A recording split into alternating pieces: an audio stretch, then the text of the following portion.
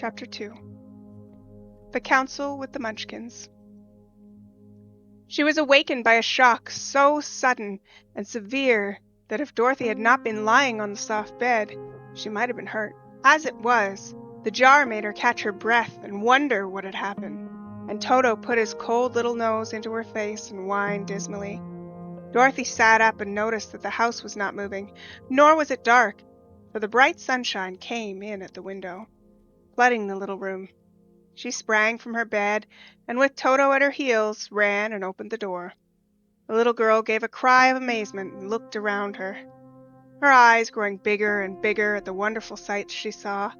The cyclone had set the house down, very gently for a cyclone, in the midst of a country of marvelous beauty.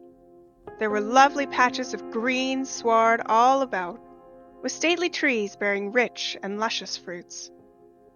Banks of gorgeous flowers were on every hand, and birds with rare and brilliant plumage sang and fluted in the trees and bushes.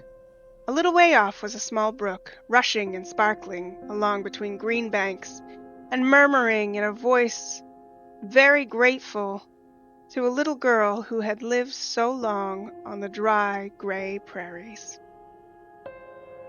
While she stood looking eagerly at the strange and beautiful sights, she noticed coming towards her a group of the queerest people she'd ever seen. They were not as big as the grown folks she'd always been used to, but neither were they very small. In fact, they seemed about as tall as Dorothy, who was well grown for a child her age, although they were, so far as looks go, many years older. 3 were men, and 1 a woman, and all were oddly dressed. They wore round hats that rose to a small point a foot above their heads, with little bells around the brims that twinkled sweetly as they moved. The hats of the men were blue. The little woman's hat was white.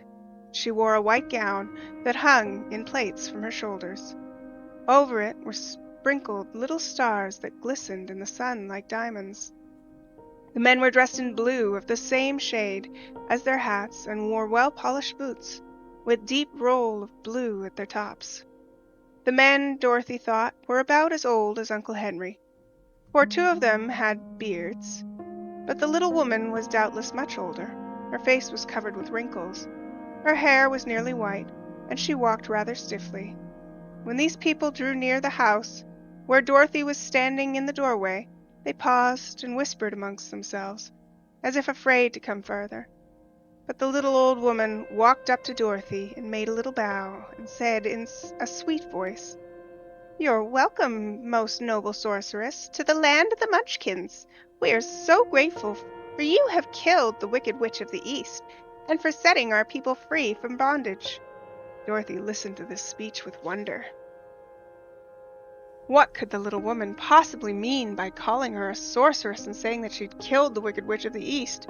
Dorothy was an innocent, harmless little girl who had been carried by a cyclone many miles from home, and she had never killed anything at all in her life. But the little woman evidently expected her to answer, so Dorothy said, with hesitation, "You're very kind, but there must be some mistake.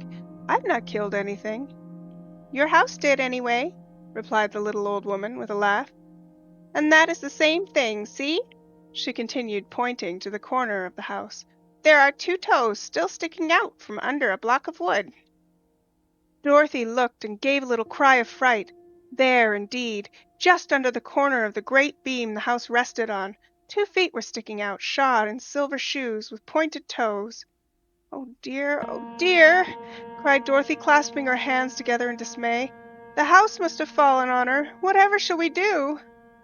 "Well, there's nothing to be done," said the little woman calmly. "But who was she?" asked Dorothy. "She was the Wicked Witch of the East, as I said," answered the little woman. "She has held all the Munchkins in bondage for many years, making them slave for her night and day. Now they are all set free, and are grateful to you for the favor." "Who are the Munchkins?" inquired Dorothy. "They are the people who live in this land of the East, where the Wicked Witch ruled." "Are you a Munchkin?" asked Dorothy. "No, but I am their friend, although I live in the land of the North." When they saw the Witch of the East was dead, the Munchkins sent a swift messenger to me. I came at once. I'm the Witch of the North." "Oh, gracious!" cried Dorothy. "Are you a real witch?" "Yes, indeed," answered the little woman. "But I'm a good witch, and the people love me. I'm not as powerful as the wicked witch was who ruled here, or I should have set the people free myself." "But I thought all witches were wicked," said the girl, who was half frightened at facing a real witch. "Oh, no, that's just a great mistake. There are only 4 witches in the land of Oz, and 2 of them, those who live in the north and the south, are good witches. I know this is true, for I am one of them myself, and cannot be mistaken. Those who dwelt in the east and the west were indeed wicked witches. But now that you have killed one of them, there is but one wicked witch in all of the land of Oz, the one who lives in the west." "But," said Dorothy, after a moment's thought, "Aunt Em has told me that the witches are all dead, years and years ago." "Who's Aunt Em?" inquired the old woman. "Well, she's my aunt who lives in Kansas, where I came from." The Witch of the North seemed to think for a time, with her head bowed and her eyes upon the ground, and then she looked up and said, "I do not know where Kansas is, for I have never heard that country mentioned before, but tell me, is it a civilized country?" "Oh, yes," replied Dorothy. "Then that accounts for it. In the civilized countries, I believe there are no witches left, nor wizards, nor sorceresses, nor magicians. But you see, the land of Oz has never been civilized, for we are cut off from all the rest of the world. Therefore, we still have witches and wizards amongst us." "Well, who are the wizards?" asked Dorothy. "Oz himself is a great wizard," answered the witch, sinking her voice into a whisper. "He is more powerful than all the rest of us together. He lives in the City of Emeralds." Dorothy was going to ask another question, but just then the Munchkins, who had been standing silently by, gave a loud shout and pointed to the corner of the house where the wicked witch had been lying. "What is it?" asked the little old woman, and looked and began to laugh. The feet of the dead witch had disappeared entirely, and nothing was left but the silver shoes. "She was so old," explained the Witch of the North, "that she dried up quickly in the sun. That is the end of her. But the silver shoes are yours, and you shall have them to wear." She reached down and picked up the shoes, and after shaking the dust out of them, handed them to Dorothy. "The Witch of the East was proud of those silver shoes," said one of the Munchkins, "and there is some charm connected with them. But what it is, we never knew." Dorothy carried the shoes into the house and placed them on the table, and then she came out again to the Munchkins and said, "I'm anxious to get back to my aunt and uncle, for I'm sure they will worry about me. Can you help me find my way?" The Munchkins and the witch first looked at one another and then at Dorothy, and then shook their heads. "At the east, not far from here," said one, "there is a great desert, and none could live to cross it." "It's the same at the south," said another, "for I have been there and seen it. The south is the country of the Quadlings." "I am told," said the third man, "that it is the same as the west, and the country where Winkies live is ruled by the wicked witch of the west, who would make you her slave if you passed her way." "The north is my home," said the old lady, "and its edge is the same great desert that surrounds this land of Oz. I'm afraid, my dear, that you will have to live with us." Dorothy began to sob at this, for she had felt lonely among all these strange people. Her tears seemed to grieve the kind-hearted Munchkins, for they immediately took out their handkerchiefs and began to weep also. As for the little old woman, she took off her cap and balanced the point on the end of her nose while she counted, 1, 2, 3, in a solemn voice. At once the cap changed to a slate, on which was written in big white chalk marks, "Let Dorothy go to the City of Emeralds." The little old woman took the slate from her nose, and having read the words on it, asked, "Is your name Dorothy, my dear?" "Yes," answered the child, looking up and drying her tears. "Then you must go to the City of Emeralds. Perhaps Oz will help you." "Well, where is the city?" asked Dorothy. It is exactly in the center of the country, and it is ruled by Oz, the great wizard I told you of."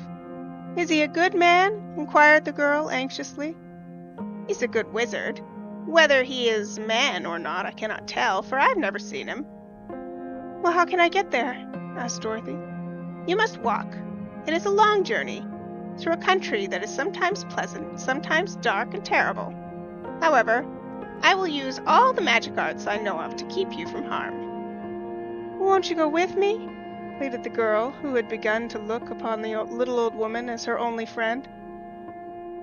"No, I can't do that," she replied. "But I will give you my kiss, and no one will dare injure a person who has been kissed by the Witch of the North." She came close to Dorothy and kissed her gently on the forehead.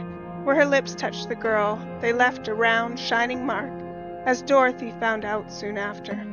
"The road to the City of Emeralds is paved with yellow brick," said the witch, "so you cannot miss it.